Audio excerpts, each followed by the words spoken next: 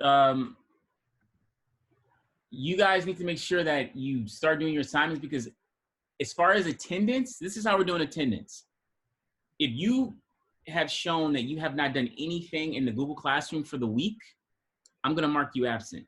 So if you haven't come to a Zoom meeting and you haven't done an assignment for the week, and I'm only giving you 1 or 2 assignments a week. So if you just didn't do that assignment, you're going to get marked absent. And that's in all your classes. So if you're in Miss Martin's class, or if you're in Miss Pina's class, or if you're in Miss Rodriguez's class, and you don't do any assignment that week, or you don't go to their Zoom, or you don't show that you've done anything for the week, they're going to mark you absent on Friday. So we're only doing attendance on Fridays, and it's for the week.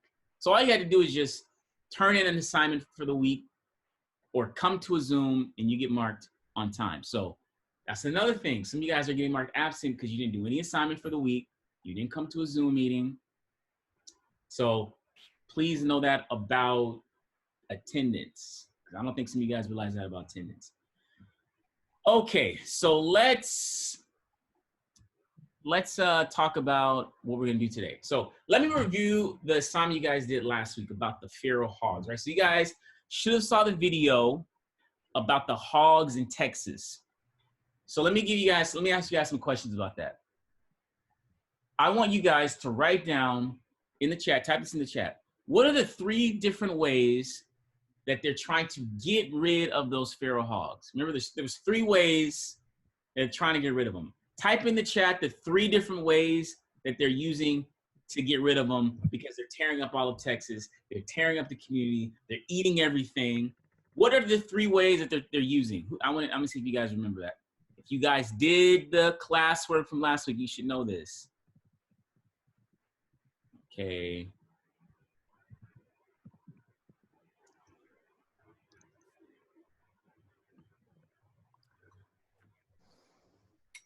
Okay, good. Yeah, traps, poison, hunting. Hunting, trapping, and poisoning, right? They trap them. Okay. You saw the guy, how he was talking about how one way is they trap them, right? He built a structure and they come in and they get trapped. Then hunting, you saw the guys on the helicopters, they're shooting them right from the helicopter, which is, by the way, anybody could do that. People, like they showed in the video, people pay big money to go shoot these hogs. Even though they don't make a dent, people kind of just do it for fun.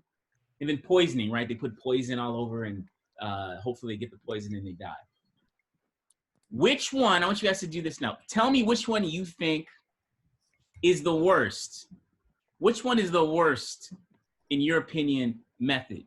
Which one is the worst? Of the hunting, trapping, and poisoning, which one do you think is the worst? Let me see what you guys are writing. Type it down. Type it. Okay. Now you guys are right. Now, technically this is your opinion, but most experts believe that poisoning is the worst, because yeah, you may kill them, but you're gonna kill other animals too, right? If you put poison random spots, other animals might eat it, and then they're gonna die. So now hunting, some could argue that hunting is the best. You could argue that. Some could argue that trapping is the best. I want you guys to tell me which one you think is the best method. Now, most of you guys put poisoning as the worst. Type which method you think is the best. Which method do you think is the best? Now, maybe some of you guys think poisoning is the best. I don't know, maybe you do, but most likely, most of you guys are gonna think hunting or trapping. Which method do you think is the best out of hunting and trapping? Okay, some people, they suffer less if they're trapped. Okay. Some people may not. A lot of people may think hunting is brutal, it's cruel, you know. But some people may think, hey, it's quick. You shoot them in the head, it's over with. Some people you could flip it and say, hey, you shoot them in the head and they're done. But they don't always shoot them in the head. They shoot them in, the body, and they don't just die right away sometimes. So it's either way.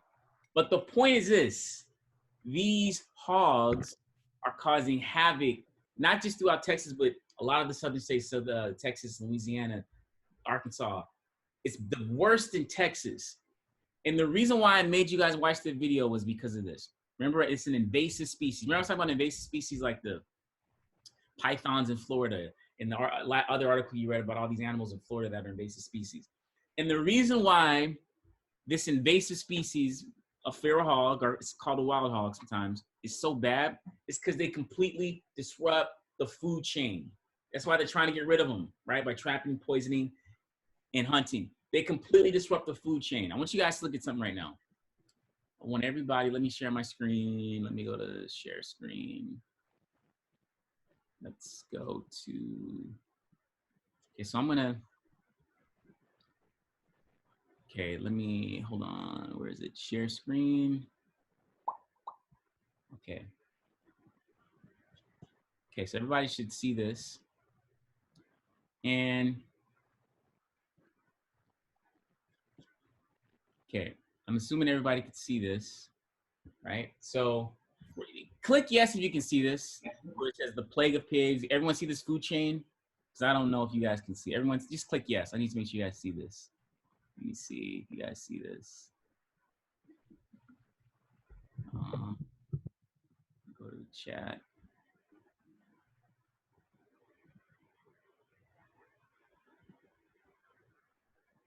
Let's see what. Okay, you guys see it. All right, cool, cool. All right. So now, if you look at this food chain, right? You see this pig, feral pig. You know, they call it a feral pig, which these pigs, now let me say this. These pigs are from Spain. They're not originally from the United States, which is why they're invasive. Remember, invasive species is an animal that's brought in from another part of the world to a different part of it, to the current part of the world that they're in. Now, these animals weren't brought in like the pythons or these other animals in Florida where they were pets. Feral pigs were actually brought in by Christopher Columbus, right? The whole story of Christopher Columbus discovering America. By the way, Christopher Columbus never discovered America because you can't discover something that's already here. And he didn't even step foot in America. He stepped foot in Hispaniola, which is the Dominican Republic, and Haiti, that whole island. But when he came to that island, he brought in these pigs, right? And so that's how they went. So from there, another guy brought him from Hispaniola, which is the Caribbean. A couple hundred years later, they brought him to Texas. And remember, they're not native to the United States. Even though they've been here for hundreds of years is still a short amount of time considering they've been around for thousands and millions of years. So they're not native to America. So if you look at this food chain, you see this feral pig. Let me move this down. Okay, you see this feral pig, and if you look at it, you can see that, hold on, why is my, hold on, this is, okay, I don't want to zoom in that much, give me a sec, why is it doing this? Sorry, this is having these technical difficulties with Zoom. Hold on, here we go. Let me go back out again. Let me expand it. Let's go. Okay, hold on. Let me just look at it like this because this is not working. So I don't want to, okay, you guys can see that. I'm not gonna do a full screen. You can see from this food chain that all the arrows are pointing to this feral pig, right? Because this feral pig eats everything, right? It's an omnivore. It eats plants and animals. It'll eat algae, it'll eat fish, it'll eat birds, it'll eat snakes, it'll eat mushrooms, it'll eat insects, it'll eat worms, it'll eat deer, it'll eat grass. They destroy crops, they kill animals, they eat everything. They completely disrupt the food chain. And when you disrupt the food chain, you create imbalance, which is not good for a food chain. Which is why, when I say food chain, that's not just animals, that's plants as well. So they completely create a system of imbalance in an ecosystem's food chain. So feral hogs are a prime example of that, as you should have saw in the video. Now, let's talk about other examples of animals disrupting the food chain, or just people disrupting the food chain, because us as humans, we actually do the most disrupting of food chains. We probably do the most when it comes to disrupting a food chain. So for your class work, I don't know who's, let me mute everybody. I don't know, let me see. Oh, okay, let's do this. Let me stop the share. Okay, stop share. Let me go back out. Okay, here we go. I'm gonna mute everybody for now, because okay. Now I'm gonna, let me go to the work that's gonna, now the work that I'm gonna show you right now, this is not gonna be due until Monday. Okay, so this, let me show you guys what I'm talking about. Okay, so let's do this. Let me go back to share.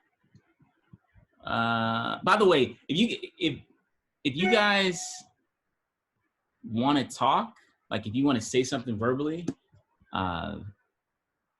you could unmute yourself and you could talk. Let me share screen. Okay, where's it at? Okay, here we go. All right, so your work for the next week is going to be in Amplify. So everybody should see this Amplify screen. So what you're going to do is this. You're going to do, let me go back out to Amplify. If I go populations and resources, we're not in chemical reactions. We're not in matter and energy. We're not in phase changes. We're in populations and resources. You see the turtle. You're going to click on the turtle, sea turtle, that is. Click on it.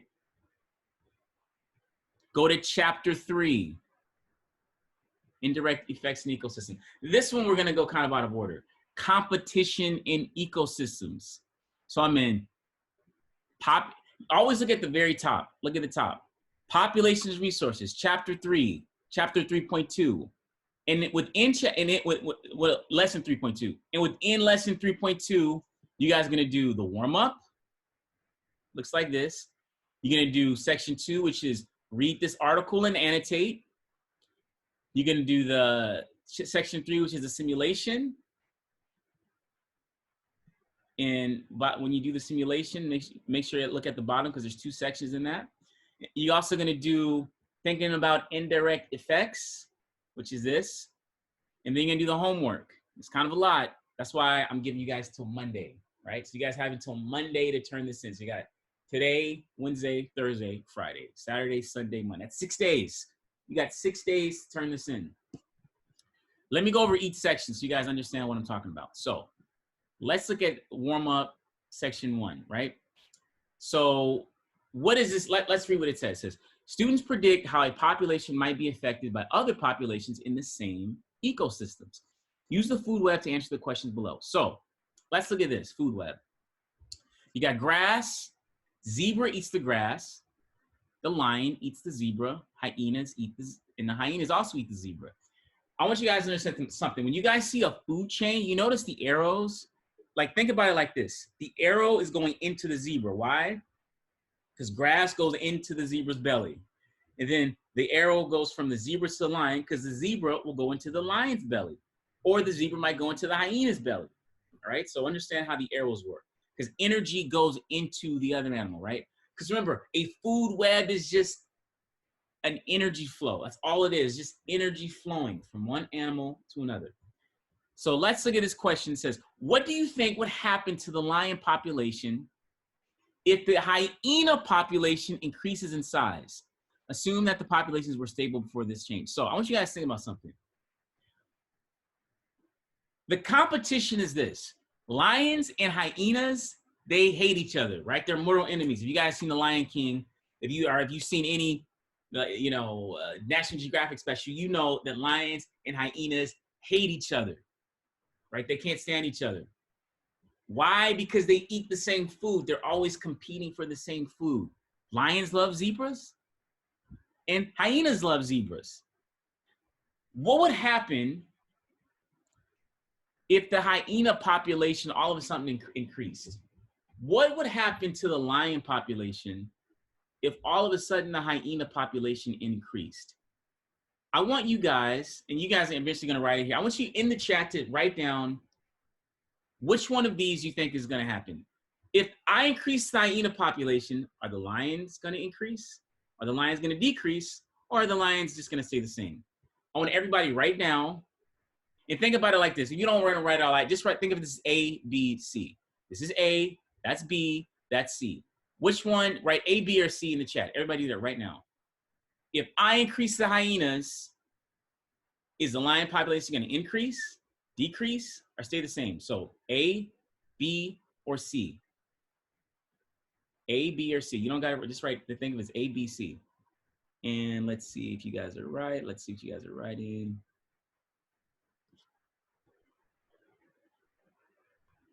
Some of you guys said C. Some of you guys said, okay, some said A. Most of you got it right. It's B. It's B because which is the lion population will decrease. Why? Because if I increase the hyena population, that means they got to eat. That means more zebras will be eaten because I got more hyenas. If more zebras are eaten, that's less food for the lions.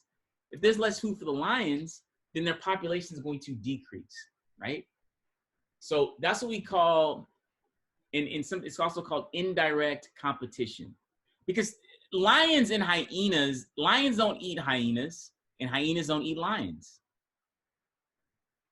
But a zebra, so somebody could think, well, lions don't eat hyenas, so why does it matter if the hyena population goes up? Well, because they're in competition, right? They're in competition with each other. All right, so that's the first thing you guys are gonna do. So I kind of already answered the first one for you, okay?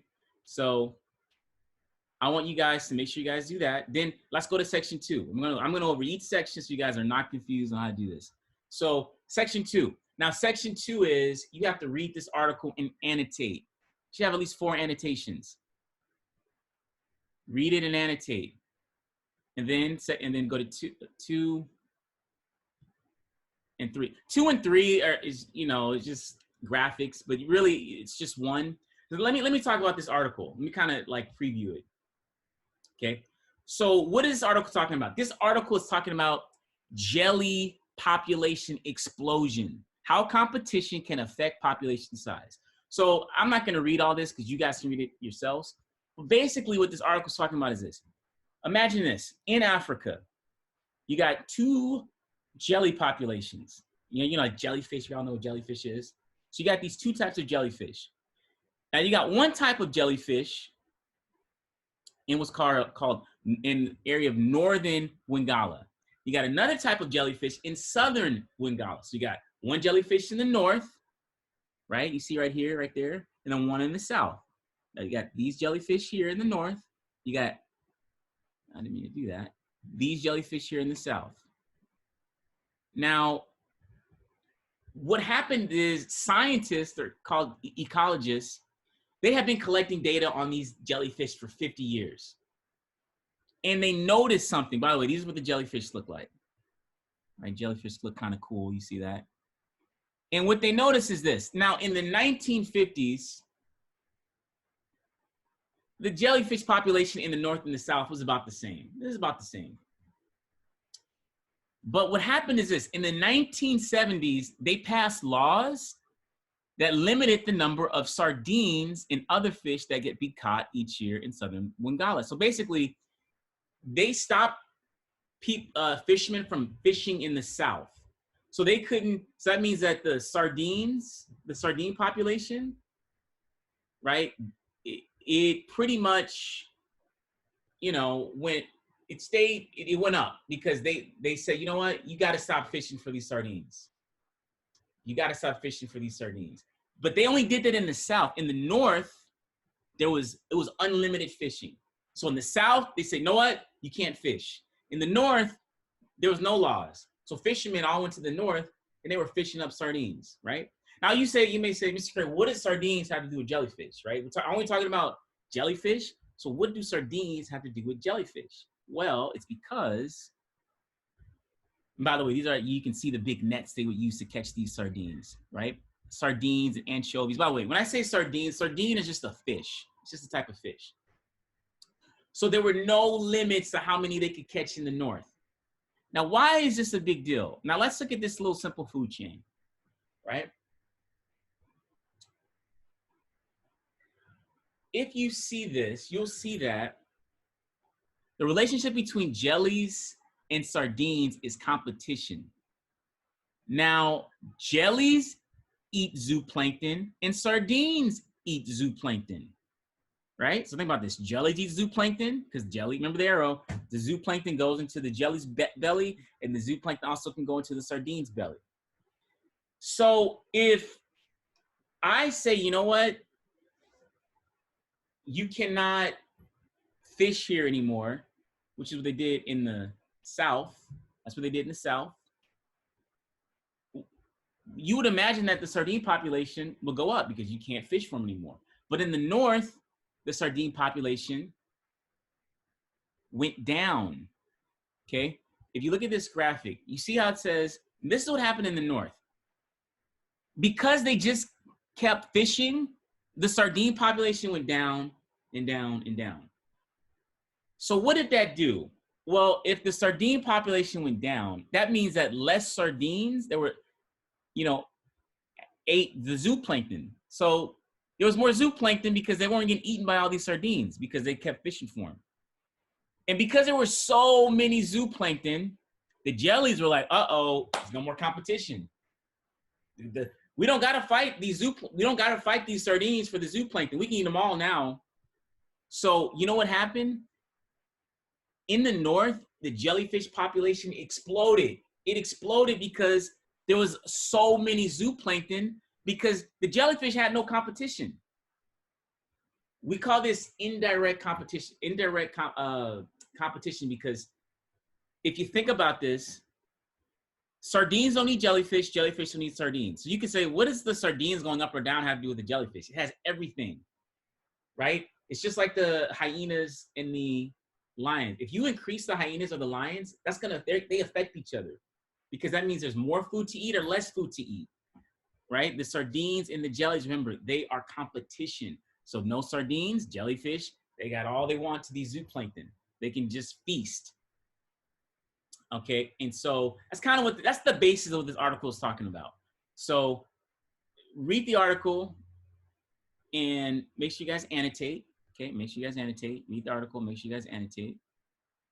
Okay, so make sure you guys understand that. Now this is the part that I know a lot of students probably get confused about. So let me explain the next section. So you got section 1, the warm up. Let's go back. So you guys got confused. Section 2, you got to read the population explosion, right? And this is an article. And by the way, part 2 of this, he's just giving you a little food, showing you the food chain again, and you know, indirect effect, the result of one cause leading to an effect that causes one or more other effects.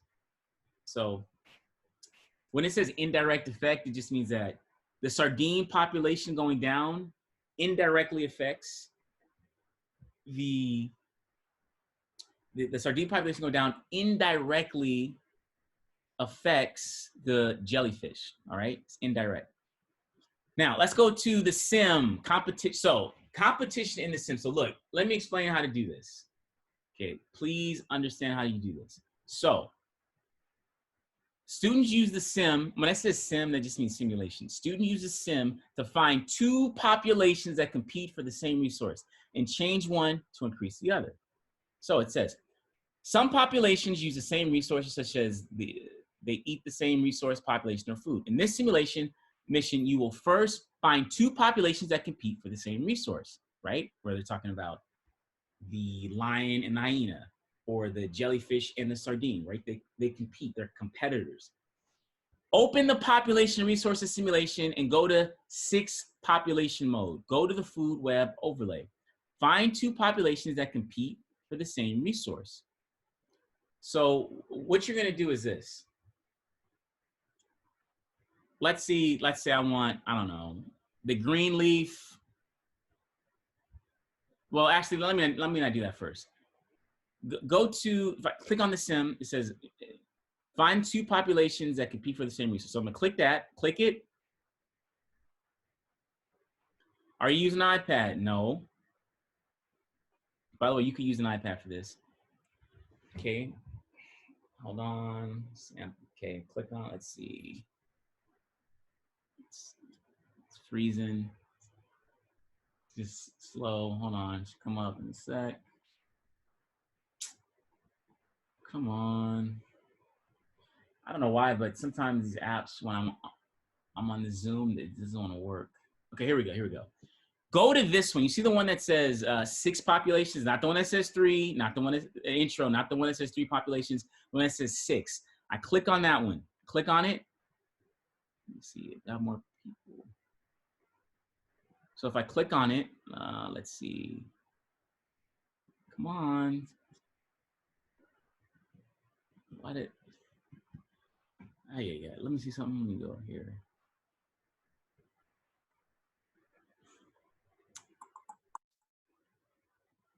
Hold on. Okay, here we go. When you click on it, it looks like this. So now you see this arrow right here. If I click that, this is annoying because it doesn't want to work. Let's go. Okay, come on. Come on. Okay, here we go. So if you look at it, you got different animals and plants. You got a green leaf. You got this thing called the wee bug. Some of these are like made up animals. You got this thing called a stingwing, a furball, a scale beak, and a cluckat. Can't even pronounce it. Cluckat, right? So you got all these different organisms, and they're all different organisms are competing for food. Now let me go back that out. Let me start over. Reset it. Yes. So if you click that, you can reset it. Now, if you see this where it says time. Now, think of each second as like a year passing, right? So time is passing. We got 16 seconds have passed, and 23 years have passed, 27 years have passed, now it's 29 years have passed, 33 years have passed, 36 years have passed. All this time is passing. Okay, all this time is passing. Let me see. I see people typing stuff in the chat. Nothing. What are you guys typing in here? Hi, Isaiah. When does this class end? We only got about 5 minutes left. Okay, so don't worry about it. 10 minutes. Okay. Nothing nice, huh? What's the huh? Diana, to everyone? What do you mean by huh, Diana? Okay, you guys don't just type random stuff in the chat. Okay, now look. So what you're gonna do is this. Let me go back. This is like becoming difficult to go back and forth on this. Okay. Find two populations that compete for the same resources. So if I look for two that compete for the same resources, meaning what two animals are eating the same substance? So one way to look at it, if you go to analyze, click on the analyze. If you click on the analyze, which, here we go. This is, okay. You can see it's like it has this graph, right? And then it tells you, the population of the greenleaf, the population of the wee bug, the population of the stingwings, the population of the furballs, and the population of these scale beaks.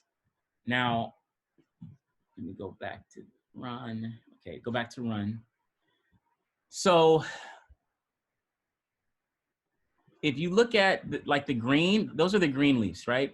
So I don't know if you can see, you see what animals are on the green leaves. So if I go back to this, you can kind of see,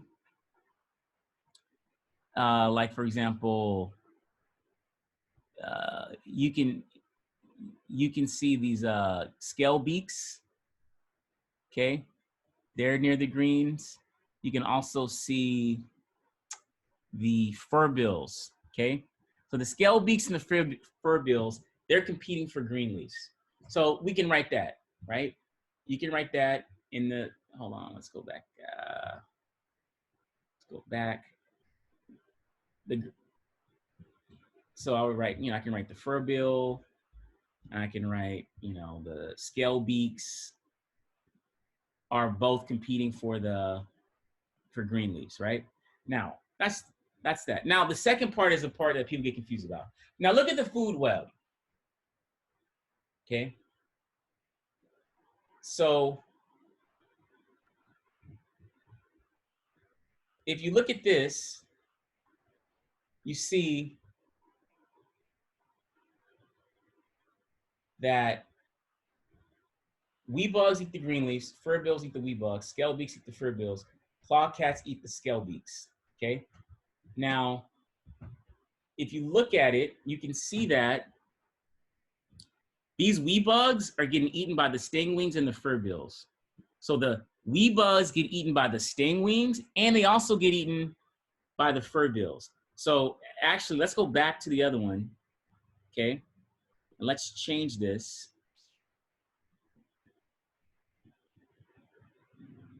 So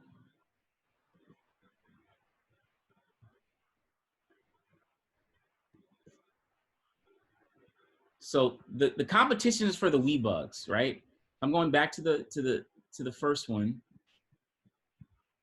and you see that the furbills and the stingwings. So this actually should have been the stingwing. I did the wrong. So furbills and stingwings are actually competing for the wee bugs, right? So furbills and wee bugs, the furbills and the stingwings are competing for the wee bugs, right? Now, it says, plan the change you will make to increase the stingwing population. So if I wanted to increase the stingwing population, would I increase the furbill population? Or would I decrease it? So think about it. If I wanted more stingwings, okay, what would I do to the furbills? I want you guys to type it in the chat. Remember, the stingwings and the furbills, they're competitors. They're just like the hyena and the lion. They're just like the jellyfish and the sardine. So if I wanted more stingwings, what would I have to do to the furbills? Should I increase them or should I decrease them? I want everybody to type that right now in the chat. Should you increase or decrease the furbills? Increase them or decrease them? What should I do? Increase or decrease? Increase or decrease? Kill them off in the Hunger Games, okay? You can do that. Okay, most of you guys are saying decrease. Okay, so let's see what happens if I decrease them. Well, let's see. So we're actually gonna do this in the simulation. So it says launch the simulation, let the sim run for 40 seconds, make the change to the furbills, and then press play for another 100 seconds and analyze it. So if I'm gonna decrease the furbills, okay, let's go back. Let's reset it. So yeah, I'm gonna reset, okay? Hold on. So let it run for 40 seconds. All right, it's also called units. Think of the units in seconds as years, right? This is, you know, years are passing by. Now 21 years have passed. Now we're at 20. It says stop it at 40 seconds, right? So at 40 seconds, we're gonna stop it. So it's at 33 seconds, okay, and right now. Okay, I went over 1 second, 1 unit, that's fine. So now remember what we said, decrease, right? So let's go back just to make sure we're reading this right? We said we're going to decrease the furbills, right? Decrease. So if I decrease the furbills, you see this, the furbills, it's at 33 now, let's decrease it. I don't know, let's go to, I don't want to all the way decrease it, hold on. Was like 33. You can see, like, you can see here, how it's decreasing. It's the blue ones.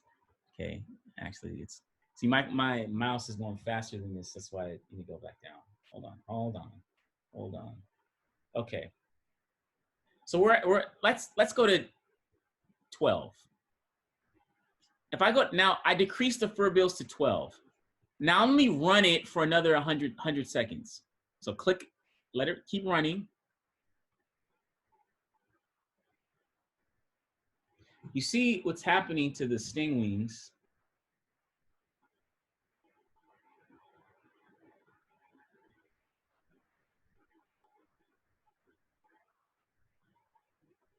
See, now I'm gonna stop at 140 seconds, right? Because we're doing another 100 seconds, because that's what it said. So I'm gonna stop it at 140 seconds.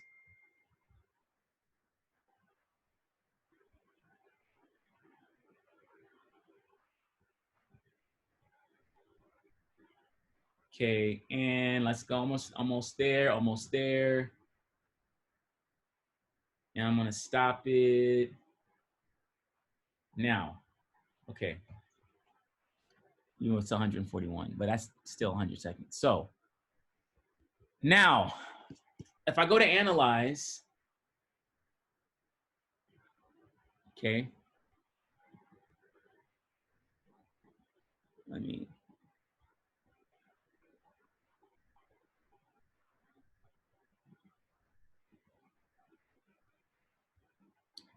now you see the stingwing population.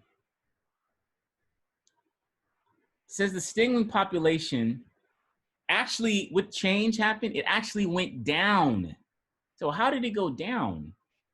The stingwing population went down. So you know what? That means I have to, that might happen, right? So you know what you got to do? You got to go back. That's what you got to do. You got to go back. Let's go to it. Hold on, this is,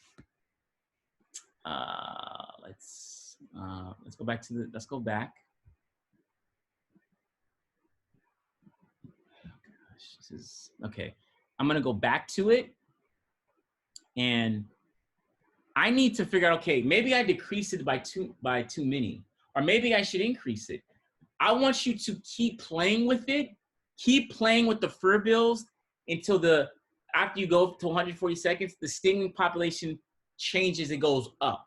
So you guys need to figure that out. So maybe we thought decreasing it would make it go up.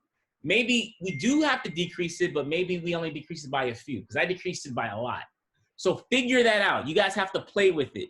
There's a certain number, I'm not gonna tell you. Play with it and stop at 140 seconds and press analyze, right? And every time you press analyze, you look at the change. When the sting population says up, then you know you put the right number in.